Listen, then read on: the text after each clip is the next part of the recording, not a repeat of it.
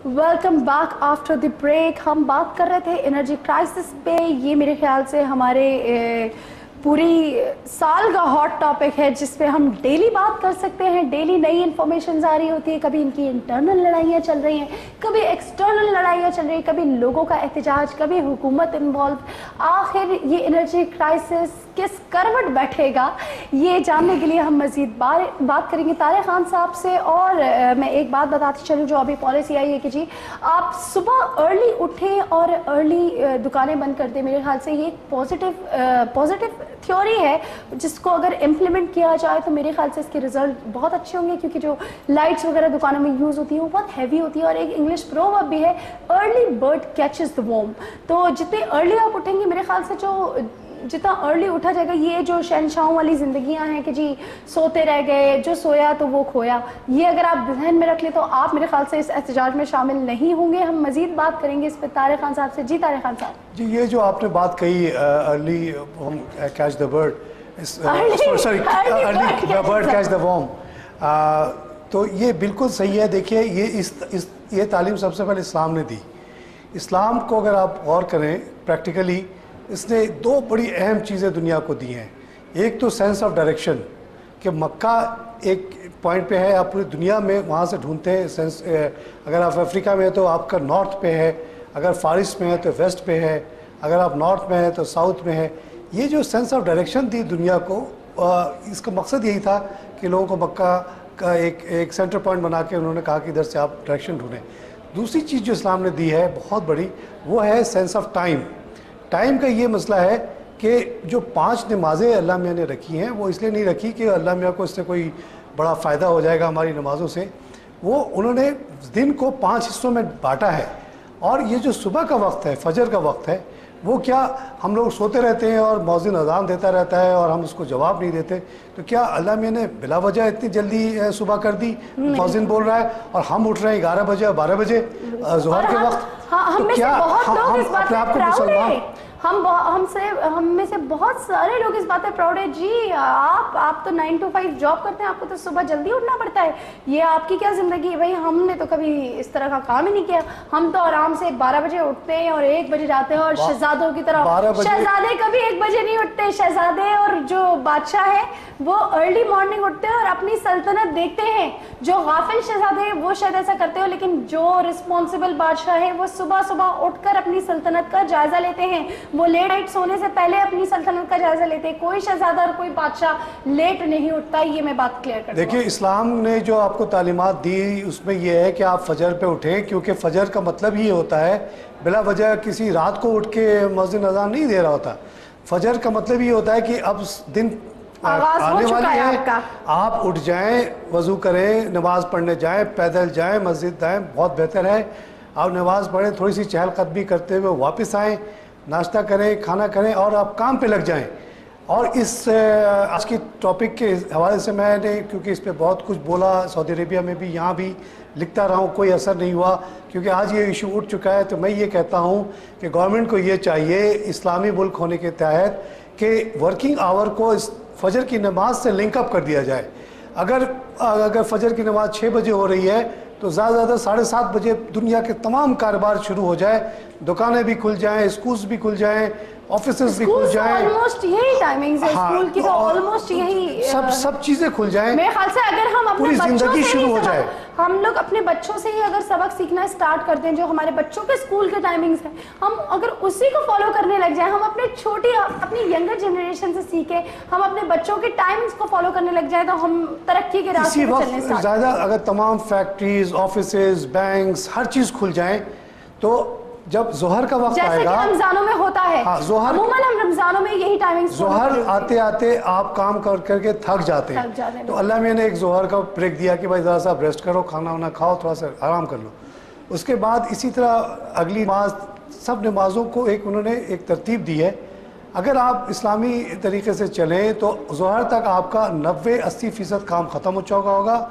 असर आते आते सारे काम ख़त्म हो चुके होंगे। Then you are free to take rest and play and enjoy yourself till मगरिब के बाद आप फिर थोड़ा सा खाना वाना खाएं, आराम करें, फिर इशा करें और जल्दी सो जाएं। अगर हम ये प्रैक्टिस कर लें और अपने आप को मुसलमान अगर हम कहते हैं तो हमें करना चाहिए, अल्लाह का हुक्म है मुसलमान होने की एक इंडिकेशन यही है मेरे नज़र में। मुसलमान वही है जो सुबह को उठता है, फजर की नमाज़ पढ़ता है, उसके अलावा जो भी बड़ी बड़ी बातें करता है इस्लाम की, उसको मैं मानता ही नहीं हूँ। अगर आप ये पूरी कौम इस चीज़ को पे एग्री हो जाए, कोई मुश्किल नहीं होगा। ये जो ताजिर बरादरी कह रही कि कारोबार ख़त्म है, कारोबार कोई नहीं ख़त्म होगा। जो ख़रीदना है वो ख़रीदेंगे लोग, जो टाइम पीरियड दिया जाएगा उसी में। और इससे मैं ज़्यादा based on my experience elsewhere मैं कहता हूँ कि अभी जैसे हमारा जो गैप चल रहा है 6000 मेगावाट का, तकरीबन 2000 मेगावाट की जो है ना शॉर्टेज आप इस ज़रिए से कम कर सकते हैं। 2 days holiday and early morning start of work and early closure. Government को चाहिए कि जल्द से जल्द इस तरह की लेजिस्लेशन करे कि साल भर जो है ना नमाज फजर की नमाज से काम का वक्त लिंक अप हो जाए। उसको साल में 2-3 दफ़ा आप रिव्यू करें मौसम की तब्दीली के लिहाज से, और फिक्स कर दें टाइमिंग। इससे इतनी बड़ी सेविंग हो सकती है कि अभी जैसे मैंने कहा कि 1/3 मसला तो आपका इससे हल हो सकता है। उसके अलावा और भी इक़दाम लेने, जैसे जाहिदा ने शुरू के प्रोग्राम में कहा कि ये जो अननेसेसरी एसी का रवाज आ गया इस मुल्क में, ओनली बिकॉज के चाइना से सस्ती एसी आ रही थी, हमारी एसी इंडस्ट्री तबाह हो गई।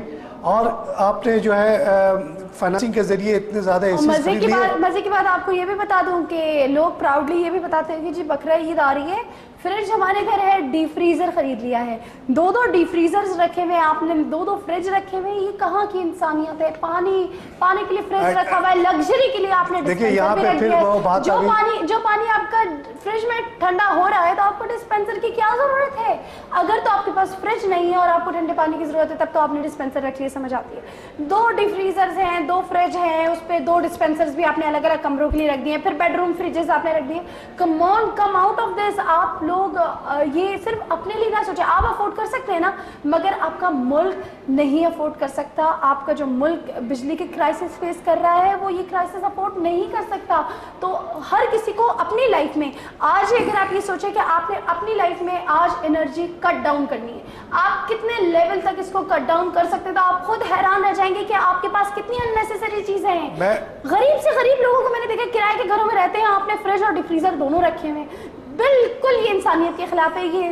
ये अगर आप अफोर्ड कर सकते हैं इसका ये मतलब नहीं कि आप लोगों के साथ ज्यादती स्टार्ट करते हैं। बिल्कुल, ये जो शॉर्टेज हुई है इसी वजह से हुई है कि ये चीज़ें क्योंकि फ्री बहुत सस्ती, एक तो चाइनीज़ चीज़ें सस्ती बहुत मिली और साथ साथ इजी फाइनेंसिंग मिल गई। इस वजह से ये कि जब तक ये ज़्यादा आप पूछे कि 2000 से पहले क्यों नहीं लोग लेते थे, क्योंकि किस्त का कोई सिस्टम नहीं था इसमें। जब से ये क्रेडिट कार्ड्स आए और होम आपको ये लोन्स मिलना शुरू हो गए इन चीज़ों के लिए, लोगों ने इतना लिया है। इस चीज़ को डिस्करेज करना चाहिए। इस्लामी सोसाइटी है, यहाँ ये सब चीज़ों की इतनी ज़रूरत नहीं है। इनफैक्ट लोगों ने शो ऑफ का एक जरिया बना लिया। I don't know why कि 2 फ्रिज रखना कहाँ की शो ऑफ है कि आप ज़्यादा ज़ख़ीरा कर लेंगे। इस्लामी ज़िंदगी में कर्जा लेना कोई अच्छी चीज़ नहीं है। इस्लाम डिस्करेज करता है ख़ास तौर से इस तरह के पर्सनल यूज़ के लिए कर्जा लेना। प्रोडक्टिव यूज़ के लिए तो आप समझ सकते हैं। तो ये इस चीज़ों को इस सोसाइटी में डिस्करेज करना चाहिए। एक और चीज़ मैं कहता हूँ, शायद लोगों को ये बात अच्छी ना लगे और बुरी लगे, वो ये है कि इस मुल्क में मेरे तजुर्बे के मुताबिक एसी की ऐसा सच कोई ज़रूरत नहीं है। यहाँ पंखा इस नॉट एंड इनफ। और अगर ये एक कानून बन जाए कि जी जब तक ये क्राइसिस ख़त्म नहीं होता, ये जो 2 इक़दाम गवर्नमेंट ने किए उसके साथ साथ ये गवर्नमेंट एक ऐलान कर दे कि जी अब एसी चलाना पाकिस्तान में जुर्म है, अपने एसीज़ को आप बंद कर दें और जो चलाता हुआ पाया जाएगा उसको सज़ा होगी।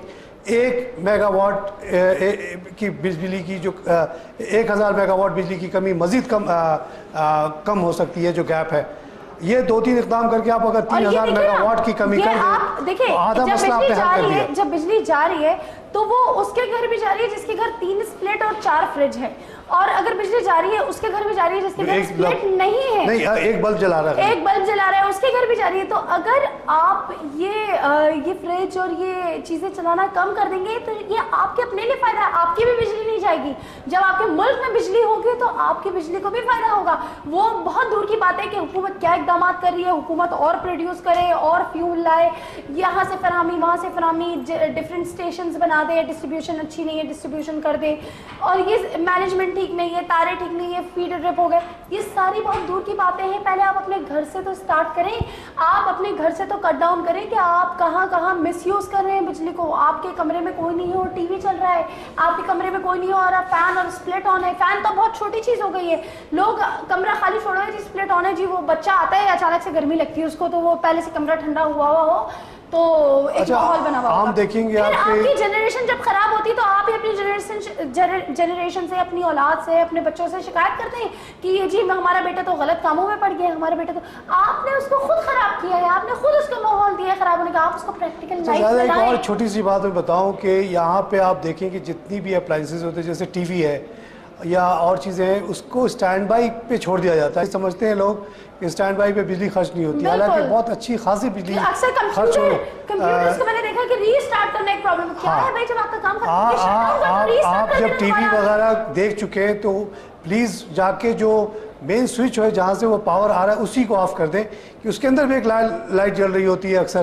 تو ان چیزوں سے یہ چھوٹی چھوٹی لائٹس جو ہے نا وہ بھی بہت زیادہ آپ کو کنزیوم کر رہی ہیں, آپ کو وہ بڑا ہیوی پورے ملک پہ اثر پڑ رہا ہے اس کا, اور آپ کے بھی الیکٹریسٹی بل پہ اثر پڑ رہا ہے. ان چیزوں کے ذریعے سے آپ اس پہ قابو کر سکتے ہیں.